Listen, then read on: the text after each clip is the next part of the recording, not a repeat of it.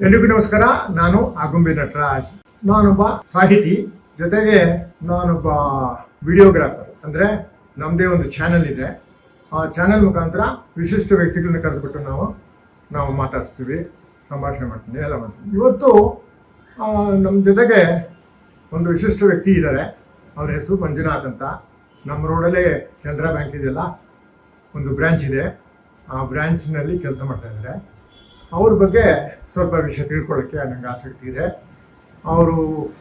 ಅವ್ರ ಬಾಯಿಂದನೇ ಕೇಳಿಬಿಡೋಣ.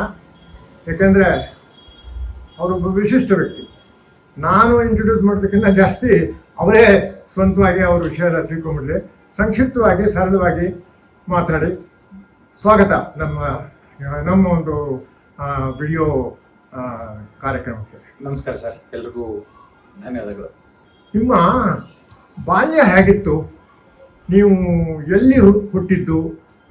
ನೀವು ಇಲ್ಲೇ ಬೆಂಗಳೂರು ಹತ್ರ ಇದ್ದೀರಾ ಅಥವಾ ಕರ್ನಾಟಕದವರ ಅಥವಾ ಬೇರೆ ಕಡೆಯಿಂದ ಬಂದವರ? ಹೇಗೆ ಅಂತ. ಯಾಕಂದರೆ ಬ್ಯಾಂಕಲ್ಲಿ ಕೆಲಸ ಮಾಡಬೇಕಾದ್ರೆ ಹೀಗೆ ನಾವು ನೋಡ್ತಾ ಇದೀವಲ್ಲ, ಹೊರ ರಾಜ್ಯದವರು ಜಾಸ್ತಿ ಬರ್ತಾ ಇದ್ದಾರೆ. ಕೆನರಾ ಬ್ಯಾಂಕಲ್ಲೂ ಅಷ್ಟೇ, ಯಾವ ಬ್ಯಾಂಕ್ ಹೋದ್ರು ನಮ್ಗೆ ಬೇರೆ ಭಾಷೆ ಮಾತಾಡೋರು ಜಾಸ್ತಿ ಸಿಗ್ತಾರೆ. ಸೊ ನಾನು ನಿಮ್ಮನ್ನು ನೋಡಿದಾಗ ಕೂಡ ನನಗೆ ಅನ್ನಿಸ್ತು. ಸೊ ಆಮೇಲೆ ಕೇಳಿದಾಗ ನೀವು ಮಂಜುನಾಥ್ ಅಂತ ಹೆಸರು ಬಂದಾಗ, ಇವರು ನಮ್ಮೂರಪ್ಪ, ಪರವಾಗಿಲ್ಲ, ಮಾತಾಡ್ಸ್ಬೋದು ಇವ್ರನ್ನ ಅಂತ ನಾನು ಧೈರ್ಯವಾಗಿ ಮಾತಾಡಿಸಿದೆ. ಸೊ ಈಗ ತಾವು ದಯವಿಟ್ಟು ನಿಮ್ಮ ಒಂದು ಪರಿಚಯ ಮಾಡ್ಕೊಂಡ್ಬಿಡಿ ಮಂಜುನಾಥ್ ಅವರೇ. ಸರ್, ಮೂಲತಃ ನಂದು ದೇವನಹಳ್ಳಿ ತಾಲೂಕಿನ ಒಂದು ಟೈಲಗೆರೆ ಅಂತಕ್ಕಂಥ ಒಂದು ಹಳ್ಳಿ. ಈ ಹಳ್ಳಿಯಲ್ಲಿ ನಾನು ಹುಟ್ಟಿ ಬೆಳೆದಿದ್ದೆಲ್ಲ ಹಳ್ಳಿನೇನೆ. ಆಮೇಲೆ ಶಿಕ್ಷಣಕ್ಕೋಸ್ಕರ ಬೆಂಗಳೂರು ಬಂದಂಥದ್ದು. ನನ್ನ ಕುಟುಂಬದ ಬಗ್ಗೆ ಹೇಳಿದಾರೆ, ತಂದೆ ತಾಯಿ, ನನಗೆ ತಮ್ಮ ತಂಗಿ ಇದ್ದಾರೆ. ನಾವು 3 ಜನ ಕೂಡ ಸೆಟ್ಲ್ ಆಗಿದ್ದೀವಿ. 3 ಜನದ್ದು ಮದುವೆ ಆಗಿದೆ, ಸೆಟ್ಲ್ ಆಗಿದ್ದೀವಿ. ತಮ್ಮ ತಂದೆಗೆ ವ್ಯವಸಾಯದಲ್ಲಿ ಸಹಕಾರ ಮಾಡ್ತಾರೆ. ಮೂಲತಃ ನಮ್ಮದು ಕೃಷಿ ಆಧಾರಿತ ಕುಟುಂಬ. ಅಲ್ಲಿ ನಮ್ಮ ತಂದೆ ತಾಯಿಯವ್ರಿಗೆ ತಮ್ಮನ ಫ್ಯಾಮಿಲಿ ಅವರು ಅಲ್ಲಿ ಸಹಾಯ ಮಾಡ್ತಾರೆ, ತಂದೆ ಜೊತೆಗಿದ್ದಾರೆ. ನನ್ನ ತಂಗಿ SBI ಉದ್ಯೋಗಿ, ಅವರು ಮ್ಯಾರಿಡ್, ಸೆಟಲ್ಡ್, ಅವರು ಫ್ಯಾಮಿಲಿ ಜೊತೆಗಿದ್ದಾರೆ. ನಾನು ಕೆನರಾ ಬ್ಯಾಂಕ್ನಲ್ಲಿ ಸೀನಿಯರ್ ಮ್ಯಾನೇಜರ್ ಕೆಲಸ ಮಾಡ್ತೀನಿ, ವಿಜಯನಗರ ಬ್ರಾಂಚಲ್ಲಿ. ನೀವು ಕ್ವಾಲಿಫಿಕೇಶನ್ ಸ್ವಲ್ಪ ಹೇಳ್ತೀರಾ? ಏನು ಓದ್ಕೊಂಡಿದ್ದೀರಾ ನೀವು? ಸರ್, ನಂದು masters in political science sir. ರಾಜ್ಯಶಾಸ್ತ್ರದಲ್ಲಿ ಸ್ನಾತಕೋತ್ತರ ಪದವಿ ಪಡ್ಕೊಂಡೆ. ಆನಂತರ ಒಂದು ಪ್ರೈವೇಟ್ ಕಂಪ್ನಿನಲ್ಲಿ, ನಾನು ವಿಪ್ರೋ ಲಿಮಿಟೆಡ್ ಕಂಪ್ನಿ ಅಂತೇಳಿ, ಅಲ್ಲಿ HR ಸಪೋರ್ಟ್ ಎಕ್ಸಿಕ್ಯೂಟಿವ್ ಆಗಿ 3 ವರ್ಷ ಕೆಲಸ ಮಾಡಿದೆ. ಆನಂತರ IBPS ಥ್ರೂ ಎಕ್ಸಾಮ್ ಬರೆದು ಕೆನರಾ ಬ್ಯಾಂಕಿಗೆ ಆಯ್ಕೆ ಆಗಿ, ಅಲ್ಲಿಂದ ನನ್ನ 12ನೇ ವರ್ಷ ಕೆನರಾ ಬ್ಯಾಂಕ್ನಲ್ಲಿ ಕೆಲಸ ಮಾಡ್ಕೊಂಡು ಬರ್ತಾ ಇದ್ದೀನಿ ಸರ್. ನಾನು ಆಫೀಸರ್ ಆಗಿ ಜಾಯ್ನ್ ಆಗಿದ್ದೆ 2014 ಇಸ್ವಿನಲ್ಲಿ. 2018ರಲ್ಲಿ ಮ್ಯಾನೇಜರ್ ಆಗಿ ಬಡ್ತಿ ಸಿಕ್ತು. 2023ರಲ್ಲಿ ಸೀನಿಯರ್ ಮ್ಯಾನೇಜರ್ ಆದೆ. ಈಗ ಅಲ್ಲಿಂದ ನಿರಂತರವಾಗಿ 3ನೇ ವರ್ಷ ವಿಜಯನಗರ ಶಾಖೆಯಲ್ಲಿ. ಈಗ ಗಟ್ಟಿಮುಟ್ಟಾಗಿ ಎಲ್ಲಾ ಏನು ಊನ ಇಲ್ಲದೆ ಇದ್ರು ಕೂಡ ಬ್ಯಾಂಕ್ನಲ್ಲಿ ಕೆಲಸ ಮಾಡೋದು ಬಹಳ ಕಷ್ಟ, ಸ್ಟ್ರೆಸ್ಫುಲ್ ಲೈಫ್ ಅಂತ ಹೇಳ್ತಾರೆ. ಯಾಕಂದ್ರೆ ನಾನೊಬ್ಬ ಬ್ಯಾಂಕ್ ಎಂಪ್ಲಾಯ್ ಆಗಿದ್ದೆ, 32 ವರ್ಷ ಸರ್ವಿಸ್ ಮಾಡಿದ್ದೀನಿ. ನನಗೆ ಗೊತ್ತು ಬ್ಯಾಂಕ್ ಕೆಲಸ ಎಷ್ಟು ಕಷ್ಟ ಅಂತ. ಅದರಲ್ಲೂ ನಾವು ಹಣದ ಮಧ್ಯೆ ಮುಳುಗ್ಬಿಟ್ಟಿರ್ತೀವಿ. ಅದು ಒಂದು ಬಹಳ ರೆಸ್ಪಾನ್ಸಿಬಲ್ ಜಾಬ್ ಅದು. ಹಾಗಿರುವಾಗ ನಿಮ್ಮನ್ನ ಆಯ್ಕೆ ಮಾಡಿ ನೀವು ಪಡಗ್ಬಿಟ್ಟಿದ್ದೀರಾ ಈಗ ಬ್ಯಾಂಕಲ್ಲಿ. ಅದು ಹೇಗಾಯ್ತು ಅಂತ? ಸರ್, ಎಲ್ಲ ನಮ್ಮ ಒಂದು ಅನುಭವ ಎಲ್ಲ ಪಾಠ ಕಲಿಸ್ತಾ ಹೋಗುತ್ತೆ ಅಂತ ಹೇಳ್ತಾರೆ ಸರ್. ಈಗ ವಿಶೇಷವಾಗಿ ನಾವು ಬೇರೆಯವ್ರ ಜೊತೆಗೆ ಹೆಂಗ್ ಒಡನಾಟ ಮಾಡ್ತೀವಿ ಅನ್ನೋದ್ರ ಮೇಲೆ ಎಲ್ಲ ಡಿಪೆಂಡ್ ಆಗಿರುತ್ತೆ. ನಾವು ನಮ್ಮ ಸಬಾರ್ಡಿನೇಟ್ಸ್ ಅನ್ನ ಅಥವಾ ಜೊತೆಗಾರನ ಸಹೋದ್ಯೋಗಿಗಳನ್ನ ಹೆಂಗ್ ನೋಡ್ಕೋತೀವಿ ಅನ್ನೋದ್ರ ಮೇಲೆ ಡಿಪೆಂಡ್ ಆಗುತ್ತೆ. ನಾವು ಅವ್ರ ಜೊತೆಗೆ ಏನ್ ಗೊತ್ತಾ, ಪ್ರತಿ action every action has reverse action ಅನ್ನೋಂಗೆ, ರಿಯಾಕ್ಷನ್ ಅನ್ನೋಂಗೆ ನಾವು ಹೇಗೆ ಅವ್ರ ಜೊತೆ ವರ್ತಿಸ್ತೀವೋ ಅದ್ರ ಮೇಲೆ ಡಿಪೆಂಡ್ ಆಗುತ್ತೆ. ಈಗ ನಾನು ನೋಡಿ 2.5 ವರ್ಷ, ಹೆಚ್ಚು ಕಡಿಮೆ 2.5 ವರ್ಷದಿಂದ ನಿಭಾಯಿಸ್ಕೊಂಡ್ ಬರ್ತಾ ಇದ್ದೀನಿ ನನ್ನ ಒಂದು ಡಿಪಾರ್ಟ್ಮೆಂಟ್ ಅನ್ನ. ಅಚ್ಚುಕಟ್ಟಾಗಿ ಇವತ್ತವರೆಗೂ ಯಾವುದೇ ರೀತಿ. ಯಾವ ಡಿಪಾರ್ಟ್ಮೆಂಟ್ ಅಲ್ಲಿ ವರ್ಕ್ ಮಾಡ್ತೀವಿ ಸರ್? ನಂದು ಕ್ರೆಡಿಟ್, ನಾವು ಲೋನ್ಸ್ ಡಿಪಾರ್ಟ್ಮೆಂಟ್ ನಂದು ಸಂಪೂರ್ಣವಾಗಿ ಲೋನ್ಸ್ ಅಂತ ಹೇಳ್ತೀವಿ ಅಷ್ಟೇ. ನಾವು ಓವರ್ ಆಲ್ ನೋಡ್ಕೊಳ್ಳೇಬೇಕಾಗಿದೆ ಈಗ. ಯಾಕಂದ್ರೆ ಜವಾಬ್ದಾರಿ ಜಾಸ್ತಿ ಇದೆ. ಕನ್ನಡ ಬರ್ತಕ್ಕಂಥವ್ರು ಬ್ಯಾಂಕಲ್ಲಿ ಕಡಿಮೆ ಆಗಿರೋದ್ರಿಂದ ಕನ್ನಡ ಬರೋರು ಕೆಲವು ಸಹೋದ್ಯೋಗಿಗಳು ನಾನು ಕೂಡ ಒಬ್ಬ. ಹಂಗಾಗಿ ಹೆಚ್ಚು ಜನ ನಾನು ಎಲ್ಲದಕ್ಕೂ ಸ್ಪಂದಿಸ್ತೀನಿ. ಸಾಧ್ಯವಾದಷ್ಟು ನನ್ನ ಶಕ್ತಿ ಮೀರಿ ನಾನು ಸ್ಪಂದಿಸೋದು ಪ್ರಯತ್ನ ಮಾಡೋದ್ರಿಂದ ಹೆಚ್ಚು ಕಸ್ಟಮರ್ಸ್ ನನ್ನ ಹತ್ರ ಬರ್ತಾರೆ, ಗ್ರಾಹಕರು.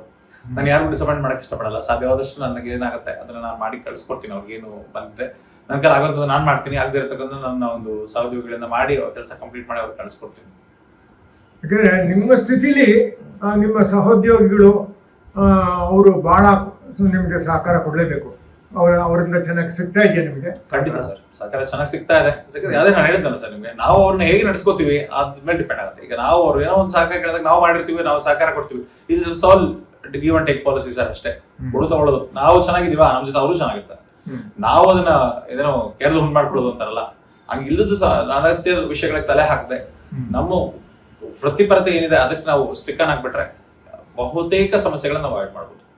ಬೇರೆ ವಿಷಯ ಆದ್ರೂ ಒಂದು ಸಂಶಯ, ಈಗ ನೀವು ಬ್ಯಾಂಕಿಂಗ್ ಸರ್ವಿಸ್ ನಲ್ಲಿ ಆಸಕ್ತಿ ಇಟ್ಕೊಂಡು ಬ್ಯಾಂಕಿಂಗ್ ಸರಿ, ಅದಕ್ಕಿಂತ ಮುನ್ನ ನಿಮಗೆ ಬೇರೆ ಯಾವ್ದಾದ್ರು ಒಂದು ವೃತ್ತಿನಲ್ಲಿ ಆಸಕ್ತಿ ಇರ್ಲಿಲ್ವಾ?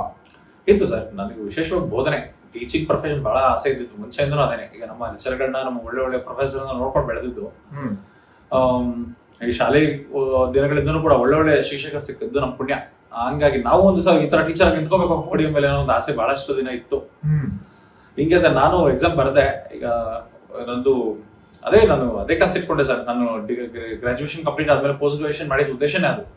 ಈಗ ನಮ್ಮ ಇಂಡಿಯನ್ ಕಾನ್ಸ್ಟಿಟ್ಯೂಷನ್ ಪ್ರತಿಯೊಂದು ಶಾಲೆ ಕಾಲೇಜಿನಲ್ಲೂ ಕೂಡ ಕಂಪಲ್ಸರಿ ಅಂತ ಮಾಡಾದ್ಮೇಲೆ ಯಾವ್ದೊಂದು 3-4 ಕಾಲೇಜ್ ಇಟ್ಕೊಂಡ್ಬಿಟ್ರೆ ವಾರದಲ್ಲಿ ಒಂದೊಂದು ಕಾಲೇಜಲ್ಲಿ 1-2 ಪೀರಿಯಡ್ ಪಾಠ ಮಾಡ್ಕೊಂಡ್ರೆ ಒಂದಷ್ಟು ಸಂಭಾವನೆ ಸಿಗುತ್ತಪ್ಪ ಸಾಕು ಅನ್ನೋ ಅಷ್ಟು ಮಟ್ಟಿಗಿತ್ತು ನಂದು ಯೋಚನೆ ಅವಾಗ. ಈ ತರ ಸರ್ಕಾರಿ ಹುದ್ದೆಯಲ್ಲಿ ಒಂದ್ಸಲ ನಮ್ಗೆ ಸಿಗುತ್ತೆ, ಬ್ಯಾಂಕ್ ಎಂಪ್ಲಾಯ್ ಆಗ್ತೀನಿ ಅನ್ನೋದು ಅನ್ಸಲ ಇರ್ಲಿಲ್ಲ ಸರ್. ಇದೆಲ್ಲ ಆಕಸ್ಮಿಕ. ಹಾಗಾಗಿ ಏನಾಯ್ತು, ನಾನು ರಾಜಶಾಸ್ತ್ರದಲ್ಲಿ ಸ್ನಾತಕೋತ್ತರ ಪದವಿಯನ್ನು ಪಡ್ಕೊಂಡ ನಂತರ ಹೀಗೆ IBPS ಎಕ್ಸಾಮ್ ಬರ್ದೆ. ಪ್ರಥಮ ಬಾರಿಗೆ ಬರ್ದೆ, ಸೆಲೆಕ್ಟ್ ಆಗ್ಲಿಲ್ಲ. ಸೆಕೆಂಡ್ ಟೈಮ್ ಬರ್ದೆ, ರಿಟರ್ನ್ ಎಕ್ಸಾಮ್ ಪಾಸ್ ಆಯ್ತು, ಇಂಟರ್ನಲ್ ಕ್ಲಿಯರ್ ಆಗಿಲ್ಲ. ಅಲ್ಲಿಗೆ ಆಸೆ ಬಿಟ್ಟಾಗಿತ್ತು. ಆ ನಂತರ ಏನಾಯ್ತು, ಚಲೋ ಬಿಡೋದ್ ಬೇಡ ಅಂತ ಏನೋ ಲಾಸ್ಟ್ ಬಾರಿ ಪ್ರಯತ್ನ ಮಾಡಿದೆ. ನನ್ನ ಅದೃಷ್ಟ ಅನ್ನುವಂತೆ ಮತ್ತೆ ಇದು ಏನು ನಮ್ಮ ಸೆಂಟ್ರಲ್ ಗವರ್ಮೆಂಟ್ ಗೈಡ್ಲೈನ್ಸ್ ಕೂಡ ಬಂತು. ಈ 1995 ಅಂಗವಿಕಲ ಅಧಿನಿಯಮದ ಅಡಿಯಲ್ಲಿ ಯಾವ್ದಾವ್ದೆಲ್ಲ ಬ್ಯಾಕ್ಲಾಗ್ ಹುದ್ದೆಗಳಿತ್ತು ಅಂಗವಿಕಲರಿಗಾಗಿ, ಏನು 3% ಮೀಸಲಾತಿ ಇರುತ್ತೆ ಸರ್ಕಾರ ಕೇಂದ್ರ ಸರ್ಕಾರದ ಹುದ್ದೆಗಳಲ್ಲಿ. ಅದರಲ್ಲಿ ನಮ್ಗೆ 3% ಕೊಡ್ಬೇಕು ಅಂತ ಏನಿತ್ತು, ಅದ್ರ ರಿಕ್ರೂಟ್ಮೆಂಟ್ ಆಗಿರ್ಲಿಲ್ಲ ಬಹಳ ದಿವಸದಿಂದ.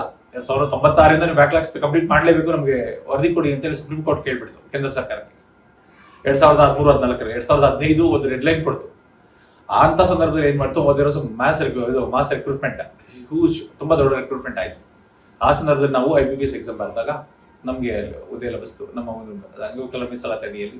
ಒಂದ್ ರೀತಿಲಿ ನಮ್ಮ ಕೆನರಾ ಬ್ಯಾಂಕ್ ಬಹಳ ಒಳ್ಳೆ ಕೆಲಸ ಮಾಡ್ತಾ ಇದೆ, ಚೆನ್ನಾಗಿ ಗುರುಸ್ತಾ ಇದೆ. ಒಳ್ಳೆ ಕೆಲಸ ಮಾಡೋರಿಗೆಲ್ಲ ಗುರುಸ್ಬಿಟ್ಟು ಅವರಿಗೆ ಪ್ರಮೋಷನ್ ಕೊಡೋದಾಗ್ಲಿ, ಒಳ್ಳೊಳ್ಳೆ ಕಡೆ ಟ್ರಾನ್ಸ್ಫರ್ ಕೊಡೋದಾಗ್ಲಿ ಎಲ್ಲ ಮಾಡ್ತಾ ಇದೆ. ಮೊದಲಿಂದ ಕೆನರಾ ಬ್ಯಾಂಕ್ ಒಂದು ಕಲ್ಚರೇ ಇದೆ.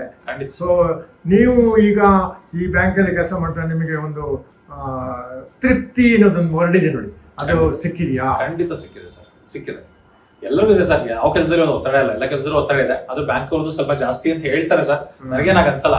ಇವತ್ತು ಯಾರ ಪ್ರತಿಯೊಬ್ಬರೂ ಅವನ ಕೆಲಸದ ಒತ್ತಡನೇ ಅವನಿಗೆ. ಯಾಕಂದ್ರೆ ಇವತ್ತು ಯಾರು ಕೂಡ ಈ ವಿಶೇಷವಾಗಿ ಈ ಕೋವಿಡ್ ನಂತರ ಪ್ರತಿ ಏನ್ ಲೇ ಆಫ್ ಅಂತ ಹೇಳ್ತಾರಲ್ಲ, ಈ ಒಂದು ಕಾಸ್ಟ್ ಕಟಿಂಗ್ ಅನ್ನೋ ಒಂದು ವಿಚಾರ ಬಂದು ಸಾಕಷ್ಟು ಕಡೆ ಉದ್ಯೋಗದ ಒಂದು ಕಡಿತ ಆಗ್ತಾ ಇರೋದ್ರಿಂದ ಇರತಕ್ಕಂತ ಎಂಪ್ಲಾಯ್ಗಳಿಗೆ ಬಹಳಷ್ಟು ಒತ್ತಡ ಆಗ್ತದೆ.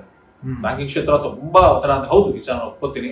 ಹಣಕಾಸಿನ ಜೊತೆ ವ್ಯವಹಾರ ಮಾಡೋದು ಒತ್ತಡನೇ ಎಲ್ಲರಿಗೂ ಇದೆ ಸರ್, ಪ್ರತಿಯೊಬ್ಬರಿಗೂ ಒತ್ತಡ ಇದ್ದೇ ಇದೆ. ಯಾರಿಗೂ ಒತ್ತಡ ಸ್ಟ್ರೆಸ್ಫುಲ್ ಲೈಫ್ ಯಾರಿಗೂ ಇಲ್ಲ, ಎಲ್ರಿಗೂ ತನ್ನದೇ ಆದ ಒತ್ತಡ.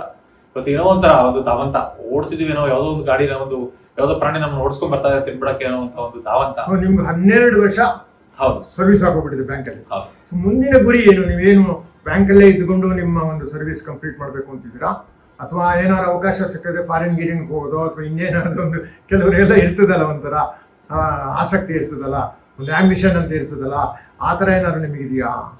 ಸರ್ ಬಹುತೇಕ ನನ್ನ ಒಂದು ಸರ್ವಿಸ್ ನ ಒಂದು 3/4 ಭಾಗವನ್ನು ಕಳೆದಾಗಿದೆ ಬ್ಯಾಂಕ್ ಅಲ್ಲಿ. ಮತ್ತೆ ಈಗೇನು ಒಂದು ಗ್ರಿಪ್ ಸಿಕ್ಕಾಗಿದೆ ಒಂದು ಬ್ಯಾಂಕಿನ ವ್ಯವಹಾರದಲ್ಲಿ. ಅದೊಂದೇನು ಈಗ junior senior associate of banking and finance exams ಎಲ್ಲ ತಗೊಂಡು ಬ್ಯಾಂಕಿನ ಒಂದು ಡೆಪ್ತ್ ನಾಲೆಜ್ ನಂಗೆ ಒಂದು ಮಟ್ಟಿಗೆ ನನಗೆ ಒಂದು ಹಿಡಿತ ಸಿಕ್ಕಿದೆ ಬ್ಯಾಂಕಿನ ಒಂದು ಕಾರ್ಯಕ್ಷೇತ್ರದಲ್ಲಿ. ಹಂಗಾಗಿ ಇದನ್ನೇ ಮುಂದುವರಿಯೋದು ಉತ್ತಮ ಅನ್ಸುತ್ತೆ ಸರ್. ಯಾಕಂದ್ರೆ ಈಗೆಲ್ಲ ಲೈಬ್ರರಿ ಎಲ್ಲ ಸಾಕಷ್ಟು ಮಾಡ್ಕೊಂಡಾಗಿದೆ, ಈಗ ಲೋನ್ ಗಿನೆಲ್ಲ ತಗೊಂಡು. ಈಗ ನೀವು ದೈಹಿಕವಾಗಿ ಚೆನ್ನಾಗಿದ್ರೆ ಏನ್ ತೊಂದರೆ ಇಲ್ಲ, ಆರೋಗ್ಯವಾಗಿದ್ದೀರಾ, ಅದೆಲ್ಲ ಸರಿ. ನಾನು ಕೇಳ್ಪಟ್ಟೆ ನೀವು ಎಕ್ಸರ್ಸೈಸ್ ಮಾಡ್ತೀರಾ, ರನ್ನಿಂಗ್ ಮಾಡ್ತೀರಾ, ಅದು ಮಾಡ್ತೀರಾ ಅಂತೆಲ್ಲ ಕೇಳ್ಪಟ್ಟೆ. ಸೊ ಅದ್ರ ಬಗ್ಗೆ ನೀವು ನಿಮ್ಮ ಅನಿಸಿಕೆ ಹೇಳ್ಬೋದಾ? ಸರ್ ಏನಿಲ್ಲ, ಏನಂದ್ರೆ ವಿಶೇಷವಾಗಿ ನಾವು ಬೆಳಗ್ಗೆಯಿಂದ ಸಂಜೆವರೆಗೂ ನಿರಂತರವಾಗಿ ಕೂತು ಕೆಲಸ ಮಾಡ್ತೀವಲ್ಲ, ಅಷ್ಟು ದೈಹಿಕ ಚಟುವಟಿಕೆಗಳು ಬೇಕು. ಹಂಗಾಗಿ ಏನ್ ಮಾಡ್ತೀನಿ, ನಾನು ಒಂದಷ್ಟು ಪ್ರಾಕ್ಟೀಸ್ ಮಾಡ್ತೀನಿ ಸರ್. ವಾರಾಂತ್ಯದಲ್ಲಿ ಹೋಗ್ತೀನಿ. ನಮ್ದೊಂದಷ್ಟು ಫ್ರೆಂಡ್ಸ್ ಇದಾರೆ, ಒಂದು ಸ್ನೇಹಿತರ ಬಳಗ ಇದೆ, ಒಂದಷ್ಟು ಟೀಮ್ ಮಾಡ್ಕೊಂಡಿದೀವಿ. ಒಂದಷ್ಟು ಜನ ವಾಲಂಟಿಯರ್ಸ್ ಬರ್ತಾರೆ, ಸ್ವಯಂ ಸೇವಕರು, ಅವ್ರ ಜೊತೆ ಓಡ್ತೀವಿ. ವಾರಕ್ಕೆ ಒಂದು 5-6 ಕಿಲೋಮೀಟರ್ ಕೈ ಇಟ್ಕೊಂಡು ಜೊತೆ ಓಡ್ತೀನಿ. ಮತ್ತೆ ಅಲ್ಲಿಂದಾಗಿ ಮ್ಯಾರಥಾನ್ ನಡೀತಾ ಇರ್ತವೆ. ಆ ಮ್ಯಾರಥಾನ್ 5 ಕಿಲೋಮೀಟರ್ 10 ಕಿಲೋಮೀಟರ್ ನಾನು 21 ಕಿಲೋಮೀಟರ್ 2 ಬಾರಿ ಓಡಿದ್ದೀನಿ ಸರ್. 3 ಬಾರಿ 21 ಕಿಲೋಮೀಟರ್ ಓಟವನ್ನು ಎಲ್ಲ ವಾಲಂಟಿಯರ್ ಇರ್ತಾರೆ ಸರ್, ಜೊತೆಗೆ ಸ್ವಯಂ ಸೇವಕರು ಇರ್ತಾರೆ, ಜೊತೆ ಕೈ ಹಿಡಿದು ಓಡ್ತೀವಿ. ದಾರಿ ಗೊತ್ತಾಗಬೇಕಲ್ಲ ಸರ್, ಈಗ ಕಾಣದೇ ಇರೋದ್ರಿಂದ ನಮ್ಗೆ ಒಬ್ಬ ಸಹಾಯಕರ ಅಗತ್ಯ ಇದೆ. ಅವ್ರ ಜೊತೆ ಕೈ ಹಿಡ್ಕೊಂಡು ಓಡ್ತೀವಿ. ಓಡಿ ಕಂಪ್ಲೀಟ್ ಮಾಡ್ತೀವಿ, ಅವರು ರನ್ ಕಂಪ್ಲೀಟ್ ಮಾಡ್ತಾರೆ, ನಾವು ಕಂಪ್ಲೀಟ್ ಮಾಡ್ತೀವಿ. ಈಗ ಎಕ್ಸರ್ಸೈಸ್ ಮಾಡೋದೇ ಕಷ್ಟ, ಅದರಲ್ಲಿ ನೀವು ಓಡ್ತೀನಿ ಅಂತ ಹೇಳಿದಾಗ ಆಶ್ಚರ್ಯನೇ ಆಗ್ತದೆ, ಆನಂದನೂ ಆಗ್ತದೆ. ಇದೊಂದು ನಿಮ್ ಈ ರೀತಿ ಒಂದು ಸಂದೇಶನೇ ಕೊಟ್ಟಂಗಾಯ್ತಲ್ವಾ? ಯಾಕಂದ್ರೆ ಈಗಿನ ಕಾಲದಲ್ಲಿ ಹುಡುಗರು ಎಷ್ಟೇ ಹೇಳಿದ್ರು ಈಗ ಮೊಬೈಲ್ ಬಂದ್ಮೇಲೆ ಅದು ಹಾಸಿಗೆಯಲ್ಲಿ ಅದು ಮಲ್ಕೊಂಡು ಕೂತ್ಕೊ ಮೊಬೈಲ್ ನೋಡ್ತಾ ಇರ್ತಾರೆ ಹೊರತು ಸ್ವಲ್ಪ ಓಡಾಡೋಣ, ಎಕ್ಸರ್ಸೈಸ್ ಮಾಡೋಣ, ಅದು ಇದು ಓಡೋಣ ಅಂತ ಒಂದು ಆಸಕ್ತಿ ಕಡಿಮೆ ಆಗ್ತಾ ಇದೆ. ನೀವು ಅದರಲ್ಲಿ ಅಪರೂಪದಲ್ಲಿ ಅಪರೂಪ ಅಂತ ಅನ್ಸುತ್ತೆ ನನಗೆ. ನೀವೇನ್ ಹೇಳ್ತೀರಾ ಅದಕ್ಕೆ? ಸರ್ ಏನಿಲ್ಲ, ಈಗ ವಿಶೇಷ ಇಷ್ಟೇ ಸರ್. ಈಗ ಜೀವನ ಶೈಲಿ ಬಹಳಷ್ಟು ಬದಲಾಗ್ತಾ ಇದೆ. ಇವತ್ತು ನಮ್ದು ನಾವು ಥರದ ಲೈಫ್ ಅಂತೀವಿ, ಮತ್ತೆ ನಾವು ತಿಂತಕ್ಕಂಥ ಒಂದು ಆಹಾರ ಪದ್ಧತಿಗಳು. ಈಗ ಮುಂಚೆ ನಮ್ಗೆ ನೋಡಿ ಒಳ್ಳೆ ಸತ್ವಯುತವಾದ ಆಹಾರ ಸಿಗ್ತಾ ಇತ್ತು, ಬಹಳ ಗಟ್ಟಿಮುಟ್ಟಾಗಿ ಬೆಳೆದ್ವಿ ನಾವೆಲ್ಲ. ಹಳ್ಳಿ ಆಹಾರ ತಿಂದ್ವಿ, ಒಳ್ಳೆ ಹಸು ಎಮ್ಮೆ ಹಾಲು ಕುಡಿತಿದ್ವಿ, ಒಳ್ಳೆ ಸತ್ವಯುತವಾದ ತರಕಾರಿ ಹಣ್ಣು ಸಿಗ್ತಿತ್ತು. ಇವತ್ತು ಪ್ರತಿಯೊಂದು ವಿಷಪೂರಿತ ಆಹಾರ, ಸಾಕಷ್ಟು ರಸಾಯನ ಗೊಬ್ಬರಗಳನ್ನು ಬಳಸ್ತೀವಿ, ನ್ಯಾಚುರಲ್ ಆಗಿ ಯಾವುದೂ ಬೆಳೀತಾ ಇಲ್ಲ, ಸಿಗ್ತಕ್ಕಂಥ ಸತ್ವಗಳು ಬಹಳ ಕಮ್ಮಿ. ಹಂಗಾಗಿ ನಮ್ಮ ಲೈಫ್ ಸ್ಟಾನ್ ಕೂಡ ಹಾಗೆ ಇದೆ. ಸಾಕಷ್ಟು ತುಂಬಾ ಅರ್ಲಿ ಏಜ್ ಅಲ್ಲಿ ಸಾಕಷ್ಟು ಸಮಸ್ಯೆಗಳು ನೋಡ್ತಾ ಇದೀವಿ. ಈಗ ಕೊನೆಯದಾಗಿ ನೀವು ಏನ್ ಸಂದೇಶ ಕೊಡಕ್ಕೆ ಇಷ್ಟಪಡ್ತೀರಾ?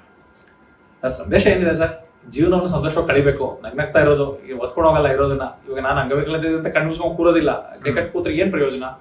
ಇವತ್ತು ಏನೋ ಒಂದು ಅವಕಾಶ ಒದಗಿ ಬಂದಾಗ ಅದನ್ನ ಒಪ್ಕೊಳ್ಳೋದು, ಕೆಲಸ ಮಾಡ್ಕೊಂಡು ಹೋಗೋದಷ್ಟೇ. ಹಿಂದಿನ ಜನಾಂಗಕ್ಕೆ ಹೌದು, ಎಲ್ಲಾ ಗಟ್ಟಿಮುಟ್ಟಿ ಎಲ್ಲಾ ಅಂಗಾಂಗ ಚೆನ್ನಾಗಿರೋರು ಕೂಡ ಕಷ್ಟಪಡೋದು ಕಷ್ಟಪ್ಪ, ಈ ಕಷ್ಟ, ಈಗ ನನ್ಗೆ ಈ ನೌಕರಿ ಸರಿ ಇಲ್ಲ, ಆ ನೌಕರಿ ಸರಿ ಇಲ್ಲ, ಅದಿಲ್ಲ ಇದಿಲ್ಲ ಅಂತ ಒಂದು ಕಂಪ್ಲೇಂಟ್ಗಳೇ ಜಾಸ್ತಿ ಇರುವಾಗ ನೀವು ಏನು ನಿಮ್ಮ ಒಂದು ಜೀವನದಲ್ಲಿ ನೀವು ಒಂದು ಯಶಸ್ಸು ಗಳಿಸಿದಿರಲ್ಲ, ಅದನ್ನ ರೆಕಗ್ನೈಸ್ ಮಾಡಿದ್ದೀನಿ ನಾನೀಗ, ಅದಕ್ಕೋಸ್ಕರ ನಿಮ್ಗೆ ಕರ್ಸಿದ್ದೀನಿ.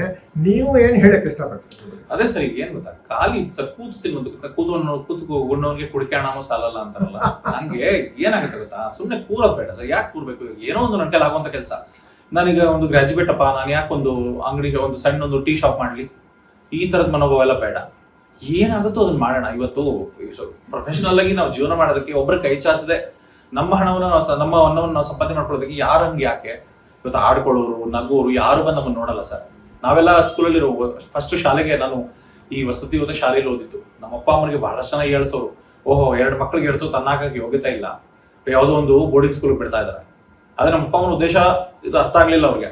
ಮಕ್ಳೇನೋ 4 ಅಕ್ಷರ ಕಲೀಲಿ, ಇವತ್ತು ಊರಿನ ಹಳ್ಳಿ ಜನ ಅಂತ ಮೂದಲಿಸ್ತಾರೆ ಅಂತೇಳಿ ಇವತ್ತೇನೋ ನಮ್ಮ ಅಪ್ಪ ಅಮ್ಮ ಮನೇಲಿ ಇಟ್ಕೊಂಡು ಕೂತಿದ್ರೆ ಬಹುಶಃ ಇವತ್ತು ನನ್ನನ್ನು ಯಾರು ಕೇಳ್ತಿರ್ಲಿಲ್ಲ. ಇವತ್ತು ನನ್ನ ಜೀವನ ಕಷ್ಟ ಆಗ್ತಿತ್ತು.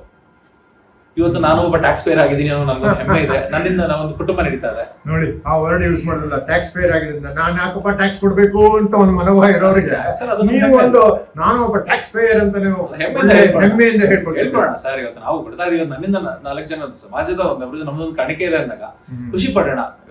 ಹೆಮ್ಮೆ ಅಲ್ವಾ ಸರ್, ನಮ್ಮ ಹೆಮ್ಮೆ. ನಮ್ಗೆ ಯಾವ್ದೊಂದು ಪ್ರೌಡ್ ಸರ್. ಈಗ ನೀವು ಬಂದು ನಮ್ಗೆ ಸಹಕಾರ ಕೊಟ್ಟಿದ್ದೀರಾ, ಇಷ್ಟು ದೂರ ಬಂದಿದ್ದೀರಾ, ನಮ್ಮ ಹತ್ರ ಸಂಭಾಷಣೆ ನಡೆಸಿದ್ದೀರಾ. ಬೇಕಾದಷ್ಟಿದೆ, ಮಾತಾಡೋದಾದ್ರೆ ತುಂಬಾ ಇದೆ.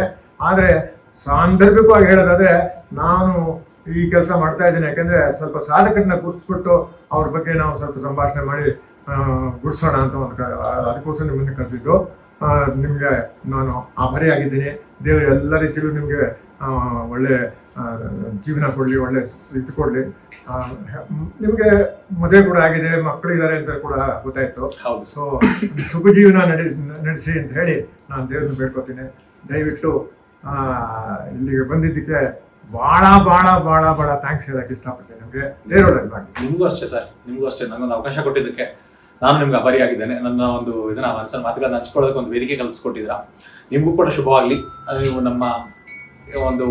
ನನ್ನನ್ನು ಕರೆದು ವೀಕ್ಷಕರಿಗೆ ಪರಿಚಯ ಮಾಡ್ಕೊಡ್ತಾ ಇದ್ದೀರಾ.